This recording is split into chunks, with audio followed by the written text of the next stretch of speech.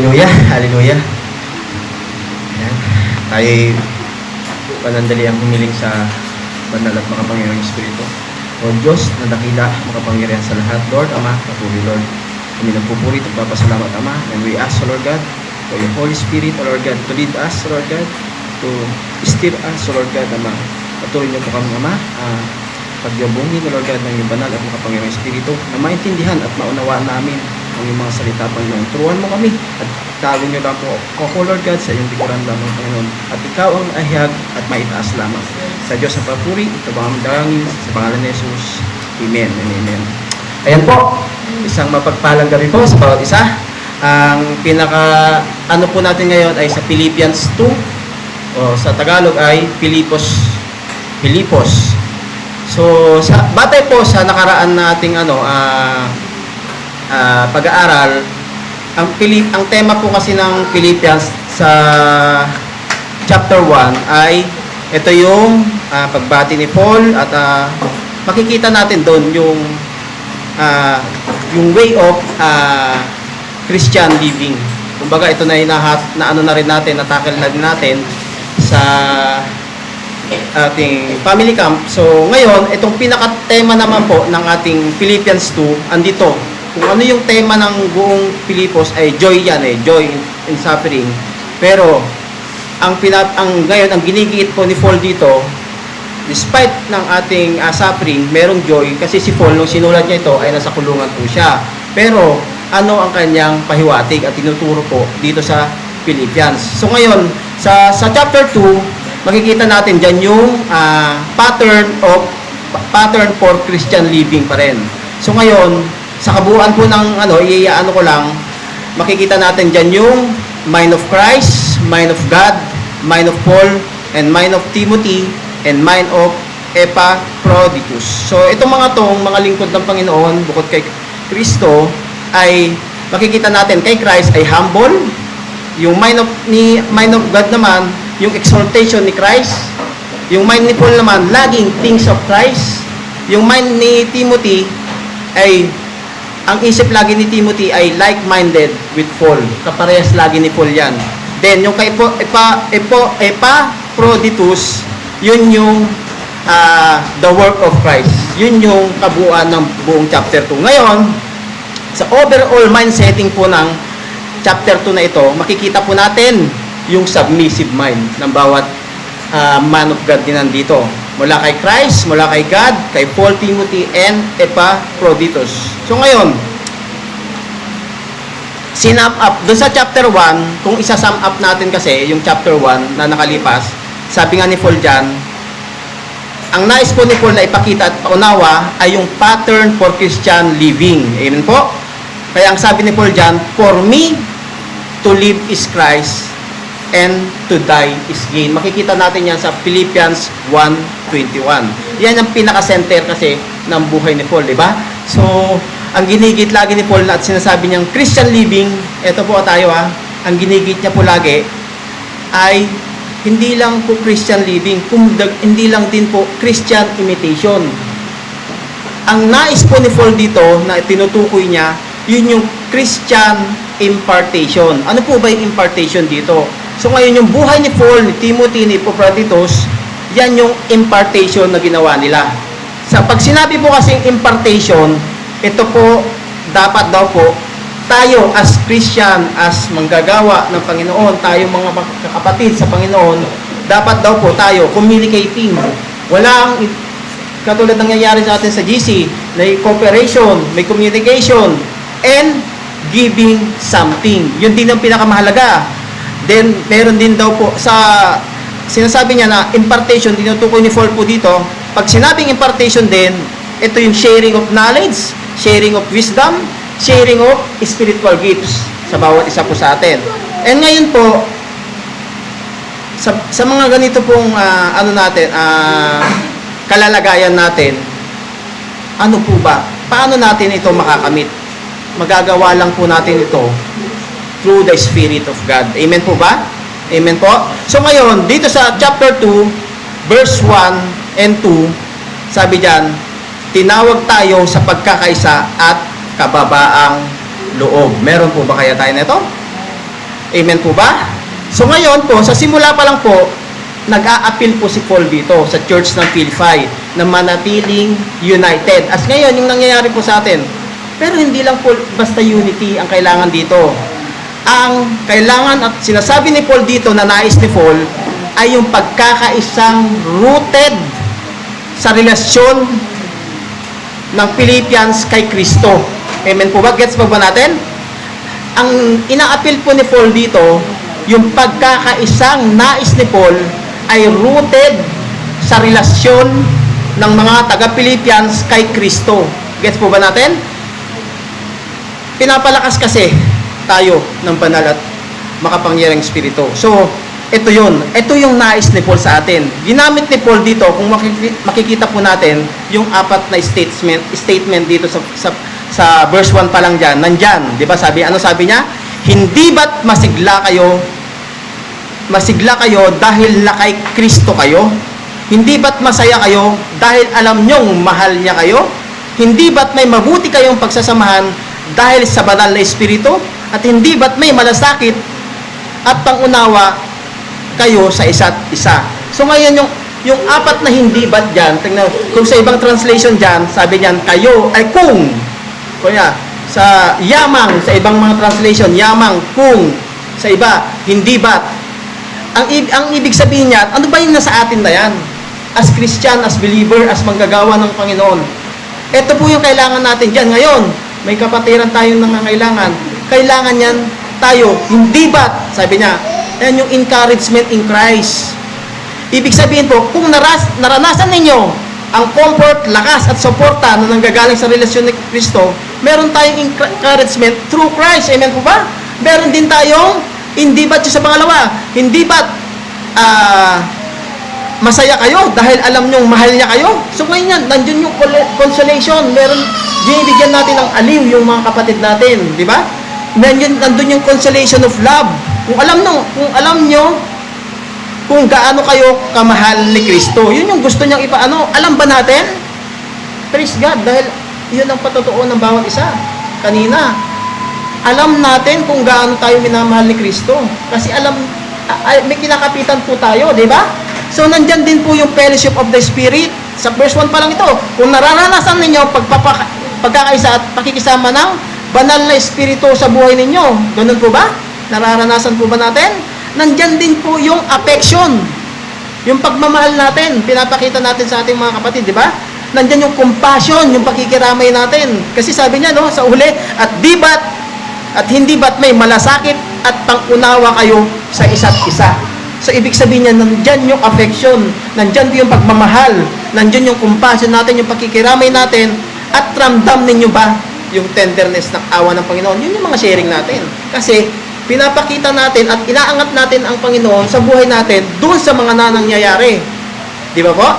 Sa verse 2, sabi niya, then sabi ni Paul, magkaisa kayo. Sabi niya ibig sabihin niyan, dahil lahat kayo ay may parehong karanasan ng biyaya ng Diyos, dapat lang na magkaisa kayo bilang isang katawan. So dito po, kay Paul, ang unity na yon ay magpapakumpleto sa kanya, di ba? Sabi niya, magpapakumpleto ng kanyang kasiyahan or joy bilang leader ng mga taga-Pilipos. Sabi ni Paul, di ba? Magkaisa kayo sa pag-iisip, not necessarily na ganito ba, na pare-pareho tayo ng personality. Di ba? Hindi yan yung tinutukoy niya. Magkaisa kayo, hindi pare-pareho ng personality. Pero, dapat pare-pareho daw po tayo ng lifestyle. Ano ba yung lifestyle na yan? Dapat lagi tayong kay Kristo nakatuon. Iisa tayo ng papare-pareho daw tayo po ng values. Amen po ba? Yung values natin, ano yung values natin? Christian character, di ba? Nakikita natin yun sa isa't isa. Kasi, napapahalagan natin ang bawat kapatid. Opo, layunin. Opo, yun. Then, nakikita din, kung may values po, meron din daw pa tayong puso sa kapatid at meron din tayong purpose. So, iisang pag-ibig dapat po. Mahalin ninyo si Kristo at mahalin ninyo ang isa't isa. So, nagkakaisa po tayo ng damdamin. Ganun po ba tayo? Like soul ba tayo? Ika nga, like soul. Iisa lang. Iisang tibok ng puso bilang magkakapatid sa Panginoon, di ba? Iisang layunin. Dapat sabay-sabay kayo sa direksyon. May common mission. Amen po ba? May common mission po tayo. Iisa ang goal natin. Ihayag si Lord sa buhay natin. Kung ano yung buhay na nangyayari sa atin, ihayag natin pa rin sa itaas natin ang Panginoon sa buhay pa rin natin. Di ba po? So ngayon sa verse 3 and 4, sabi niya, pagkakaisa sa kababaang loob. Sabi ni Paul, kung gusto natin ng totoong unity, dapat nating alisin ang pride. Ayan po yan. Amen po ba? Ito po ay balakid sa atin, yung pride na yan. Kaya ang appeal ni Paul, alisin po natin ito. Walang selfish ambition, walang pagmamayabang, diba? Magtrabaho tayo, huwag sa sarili nating glory, sa Panginoon lamang. Ginagawa po natin ito, hindi po para sa atin. Ang itaas natin, kaya tayo nagtatrabaho para sa Panginoon, ay para itaas ang Panginoon. Hindi po sa atin. Instead, dapat daw po, in humility, consider daw po natin yung others better than yourselves. Huwag nating isipin na mas mataas tayo or hamakin natin yung iba, di ba po? So, napakatindi po. Sabi nga sa verse 4 dyan, don't just look out for your own interest lagi. Ganyan ba tayo? But also for the interest of others. Diba? Kung gusto mong tularan si Jesus, dapat outward looking tayo. May malasakit, may compassion, hindi lang sarili lagi ang ating iniisip. At iniisip natin yung kapakanan po palagi ng iba. Amen po ba? Masarap lang po ng ganitong sitwasyon natin ngayon. Nakikita natin kung paano tayo nagkakaisa. Di ba po? Now, sa verse 5 and 11 to 11, ito naman yung halimbawa ni Kristo. Makikita natin dyan, ano yung halimbawa ni Kristo? Ito na po yung pinakasukdulan na halimbawa. Wala nang iba. Yung example po ni Christ, ay wala pong ibang tatalo dyan. Pero sabi ni Paul, ngayon, ito ang sukdulan ng lahat. Sabi ni Paul, have the same mindset as Christ. Yun ang kanyang bilin sa taga-Pilipos. Kung gusto mong makita kung ano ang tunay na kababaang loob at pagmamahal, tignan mo si Jesus. Amen po ba? Kung gusto natin makita, diba? Sabi sa 6 to 8, si Jesus, kahit Diyos na talaga siya, diba? Ano nangyari kay Jesus? Diba? Kahit Diyos na po siya, ano ang ginawa niya? Hindi po siya kumapit doon sa karapatan niyang maging Panginoon. Hindi, diba? Siya po yung nagpakababa, diba? He emptied himself. Diba? Wala siyang tinira para sa sarili niya. Diba po? Jesus made himself of no reputation. Ganun talaga eh. Kaya ba natin yon? Ako, minsan takot ako dati niyan. Mawalan ako kaya naman, baka umano na ako dyan eh. Mawalan ako ng reputasyon dyan sa ginagawa mo sa akin eh. Diba? Yan yung bukang bibig natin dati eh. Pero ngayon, hindi eh. Kahit ano pa, sira na ako. Sabi na, binibisa, kasi sira nila sa akin. Diba? Sira naman ako dati. Ganyan tayo katakot dati. Ayaw siya sabi sa equal with your own righteousness. Takot ko masira. Amen. If God put your right with no one and destroy you, paano sinasabi ka? Amen. Ayaw ko sinasabi sira na ako eh. Opo. Ano sa sira? Dami. Ngayon kayo sira kayo, hindi na nakikita mo. Amen. So yun po. So talaga, si Jesus, di ba, sample of Christ ang hinahanap ni Paul dito sa verse 5 to 11. Ano sabi niya? He took the form of a servant. Di ba? Ginawa niya yung sarili niya na maging servant. Sa mga apostol pa lang niya, yung paghuhugas ng paa. Kaya natin yon. Sa magulang pa nga lang natin, baka hindi natin kaya. Amen po ba? He became human. Nagpakatao siya. Antindi. He humbled himself even more hanggang kamatayan sa krus. Kaya nga sukdulan. Wala pong makakagawa at makakapantay. Sabi, di ba? Highest become lowest. Yun po yung nangyari kay Jesus. Kaya ba natin? Kakayanin natin. Kaibigan, kapatid. Kasi yan po yung gusto ni Lord sa atin eh. Highest become lowest. Kakayanin ba natin? Kaibigan, kapatid? Amen po ba? Kaya natin. Kasi yun ang gusto ni Lord sa atin. Sa 9 to 11, sabi niya, pero hindi sapat doon, sabi niya, hindi sapat yun ang gagawin lang natin ha. Dahil sa kababaang loob, pinarangalan siya ng Diyos. God exalted him to the highest place. Sa verse 9 and 10, makikita natin yan. Binigyan siya ng pangalan na higit sa lahat ng pangalan. Kasi po, darating ang araw na lahat ng tuhod ay luluhod. At lahat ng dila ay magpapahayag ng, ano sabi po? Jesus Christ is our Lord. Amen po ba? So ngayon po, sa atin bilang magkakapatid, di ba? Ito ang pinaka-importante. Unity is not possible without humility. Amen? Pag wala tayong unity, walang mangyayaring unity kung hindi tayo magpapakababa, ibig sabihin dito. Amen po ba? So, humility is not just about thinking less of yourself, sabi niya. It's about thinking of others more. Mas mahalagang isipin mo yung sarili mo. Yung iba kaysa sarili mo. Yun ang gusto ni Paul. Yun ang sabi ni Paul. Kaya ba natin gawin kaya yun? Ako, bagsak ako dito.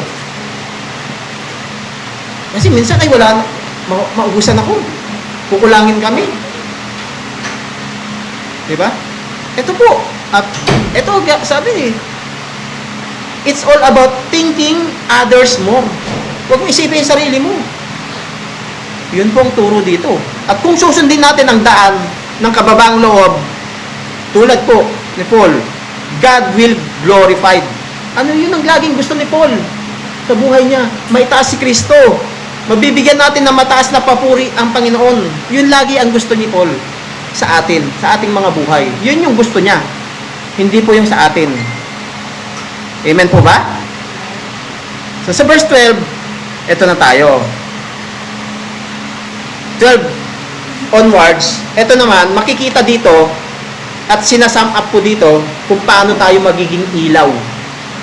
Yung halimbawa ni Paul, yung dinanggit ko kanina, si Timothy, si Paul, Epaphroditus, ito yon. Ito yung example nila na nagliwanag sa mundo, sa buong daigdig. Di ba po? So ngayon, mga kapatid, paano ba natin maliliwanagan ang mundo? Paano? Di ba po? Simple lang pong sagot ni Jesus. Ano sabi niya? Ako ang ilaw ng sanlibutan.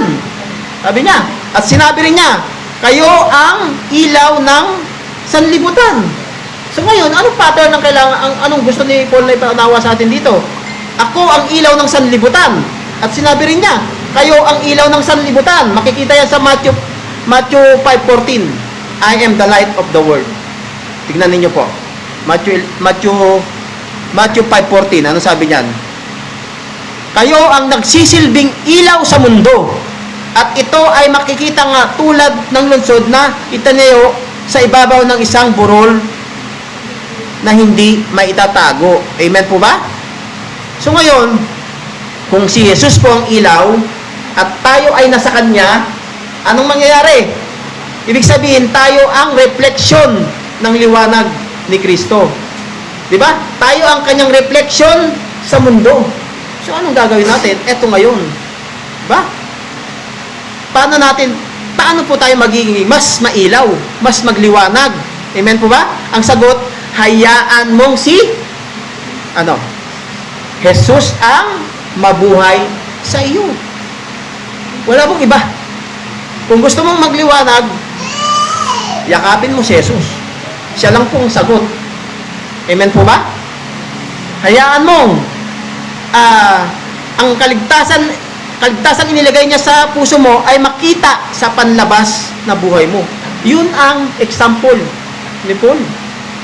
Amen po ba?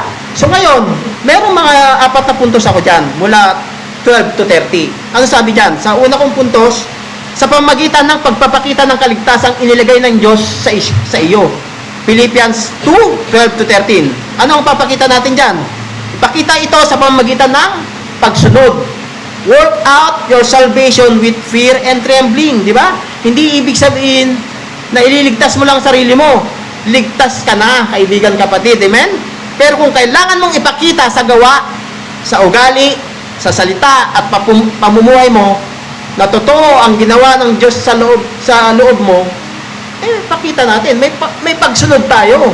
Hindi lang puro linggo. Amen po ba? Yun po yun eh. Ipakita natin. Paano tayo mag-iilaw? Ipakita ito sa pamamagitan ng pagsunod. Amen po ba? Pangalawa, ipakita ito sa pamamagitan ng pagpayag sa Diyos na kumilos sa iyo. Hindi po yung sarili mo ang pakikiliusin mo. Ipakita sa pamamagitan ng pagpayag sa Diyos. Take note po dan. Sa Diyos. Hindi po sa sarili mo. So for it is God who is working in you. Si Lord po ang nag-work sa atin. Wala pong ibang nag-work sa buhay natin. Hindi mo kaya. Hindi natin kaya, kaibigan, kapatid. Suko tayo. Suko po ako sa Panginoon. Ganun po. So, mga kapatid, hindi ikaw lang ang kumikilos dapat. Ang Diyos mismo ang gumagawa sa puso mo. Siya ang magbibigay ng desire at kakayanan para sundin siya. Pero kailangan nga, sabi niya, payagan mo ang Diyos na kumilos sa'yo. Amen po ba? Gets po ba? So ngayon po ito kasi, meron isang illustration dyan, na isang estudyante. Ito, para makita nyo merong yung illustration dyan, merong estudyante na sa high school nila, at meron din daw po silang shop class. Ibig sabihin, parang meron silang demo. May demo class sila. So, yung isang classmate niya, gumagawa po siya ng yung flatten bar o yung crowbar daw. Sabi daw dyan, may natalsik ngayon, habang hinihinang niya yung bakal, pinaplaten, may tumalsik dito sa legs niya. Ang ginawa ng estudyante, pinalabas niya, pinisil niya yung bakal para lumabas. So, ngayon po, tayong mga mananampalataya, ang ibig sabihin dyan, yung pinisil niya yung sugat hanggang lumabas yung metal. Mga kapatid, ganun din daw po yung kaligtasan natin. Ilabas natin yung nasa loob natin na kay Kristo. Amen po ba? Gets po ba natin? Ilabas mong, hayaan mong makita ng mundo yung liwanag na nasa loob mo. Ganun yung example dito. So, sa pangalawa na aking puntos, ngayon, paano tayo magliliwanag daw po? Sa pamagitan ng pagkakaroon ng tamang ugali sa pagitan ng mundo. 14 to 16 yan, verse 14 to 16. Ano ang example dyan? Dapat daw po maging maliwanag sa isang madilim na mundo. So ngayon po, do everything, sabi niya, without grumbling or arguing. So ngayon, ganito tayo minsan mahilig tayo maki-argue. Pero sabi ni Paul, hindi ka magiging ikaw kung lagi kang nagre-reklamo. Amen? Grumbling, arguing. Kung po ang labas sa bunganga mo, sa bibig mo, puro reklamo, ako na lang lagi, ako na lang kumilos dito, ako naglinis dito, ako nagayos dito, ako nagluto nung nakaraan. Nako, di ba? Hindi pure yung natin dito. Kung pag ganun yung puso natin. Kasi nga, nakikipag-argue na tayo. So ngayon, hindi po yan ang gusto ni hindi ka magiging ilaw kung puro kagalit at reklamo sa buhay. Pangalawang puntos, maging ilaw sa gitna ng kabaluktutan. Ngayon, so that you may become blameless and pure, sabi niya. Pag sinabing blameless, walang kapintasan. So, you may become blameless and pure children of God in a warp and kumbaga yung warp daw po dito, yung wala sa hulog. Tayo minsan wala sa hulog talaga. Kasi baluktot yung isip natin. Amen? Inaamin ba natin Inaamin ba tayo hindi tuwid? Pag inamin natin yun, praise God. Hindi po tayo, walang matuwid ni isa sa atin. Yun po yung totoo. Kasi, nandito tayo sa real world, sa mundo na natitrick tayo ng kaaway. May mandaraya dito sa ating generation, dito sa kinalalagyan natin dito sa mundo. Nadadaya tayo ng mundo. Mas iniisip natin, mas inuuna natin yung iba. O yung parang para sa sarili mo. Yun yung nangyayari. Ngayon, paano maging maliwanag daw po tayo? Hawakan ang salita ng buhay. Holding fast to the word of life. So, kung wala ang salita ng Diyos sa atin, wala kang ilaw, kaibigan kapatid. Kaya dapat araw-araw, hawak mo ang Bible daw. Sinusunod mo ang kanyang salita at higit sa lahat, ano dapat? Ipinamumuhay po. Yun ang importante. Kasi paano tayo magliliwanag? Amen? So ngayon, sa pangatlo, paano tayo magliliwanag daw po? Sa pamamagitan ng pagpapakita ng buhay ng pagtatalaga. So, makikita natin yan sa verse 17 to 24. Ano, ito na ngayon yung tinutukoy ko kanina. Tulad po ni Paul, ano ang buhay ni Paul? Inaalay niya ng buong buo ang buhay niya, di ba? Even if I'm being poured out like a drink offering. Ganun si Paul. Antindi.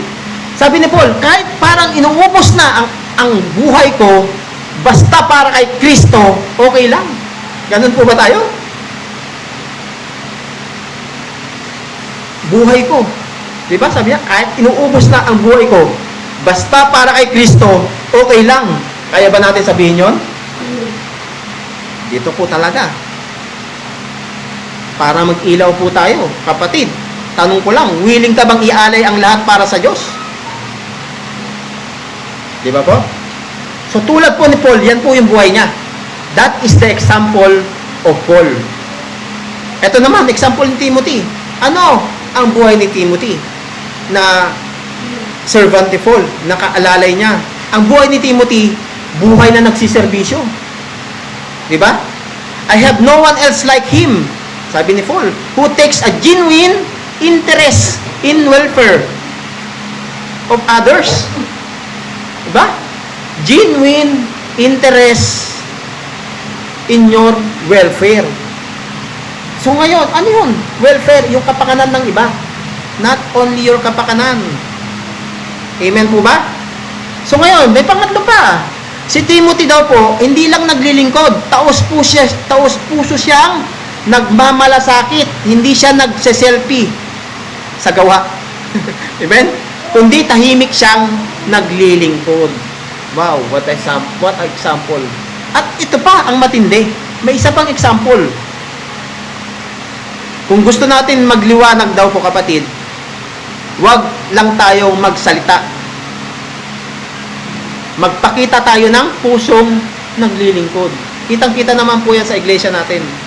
Kaya nga sabi ng ating mga pastors na nakasubaybay po sa atin, buhay ang Diyos dito sa ating iglesia. Amen po ba? Amen? Buhay po. Ang hina. Buhay po ba? Amen. So yun po talaga. Wag na, ariin natin na buhay ang Diyos dito. Wag po tayong patumpik-tumpik. Yun po talaga ang gusto ni Lord sa atin. Dito, especially dito sa ating iglesia. So, pang-apat, na example ng pagiging ilaw. Sa pamagitan ng pagiging mapagkakatiwalaan sa pang-araw-araw na buhay. Makikita natin yan sa Philippians 25, verse 25 to 30. 25 to 30. So, ano yung example dito na isa na lingkod ng Panginoon? Ito si Epaphroditus. Sino si Epaphroditus? Diba?